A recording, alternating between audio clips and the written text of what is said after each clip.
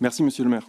Chers collègues, alors je ne vais pas m'étendre à nouveau cette année, en ce début de mandat, sur la pertinence de l'expression de développement durable, qui, on le sait, sert largement à cautionner le greenwashing dans le domaine économique, par exemple.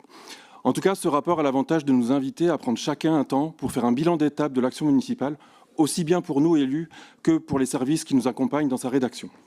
Et à Montpellier, le rapport 2025 dont il est question ici permet de mesurer l'ampleur et la diversité des politiques que nous avons mises en œuvre pendant le mandat précédent en faveur de la transition écologique et sociale.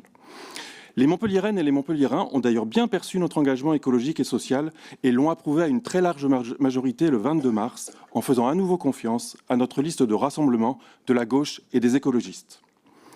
Ce rapport 2025 reprend les politiques de transition écologique et sociale qui ont permis de répondre à des enjeux bien identifiés. Rafraîchissement de la ville, alimentation de qualité, lutte contre les inégalités, politique en faveur du pouvoir d'achat, problématiques de logement, etc. Alors je pourrais évoquer les multiples projets que l'on retrouve dans le rapport, les cours aventures, les 50 000 arbres, le réseau des maisons d'alimentation solidaire, etc. Mais depuis le 22 mars, l'heure du bilan de la mandature précédente est désormais derrière nous. Et il convient maintenant de mettre en œuvre tout le programme pour lequel nous avons été élus le 22 mars.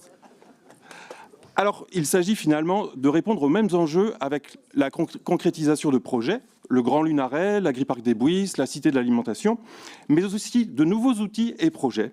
C'est le plan contre les bouilloires thermiques, l'Agriparc du Coteau de Malbosc pour lequel nous allons lancer une concertation, l'Agriparc des Bouisses que nous allons poursuivre, évidemment, de la même manière, l'éducation dehors avec des espaces aménagés dans les parcs et jardins, l'Académie du climat et de la biodiversité, les nouveaux parcs, la désimperméabilisation de 40 hectares, etc., etc. Je pourrais passer sur d'autres choses, mais je crois que nous aurons largement le temps de le développer. En tout cas, j'invite les Montpelliéraines et les Montpelliérains, dans les années à venir, à comparer les rapports développement durable avec notre programme, avec nos engagements, pour vérifier la bonne tenue de ces engagements.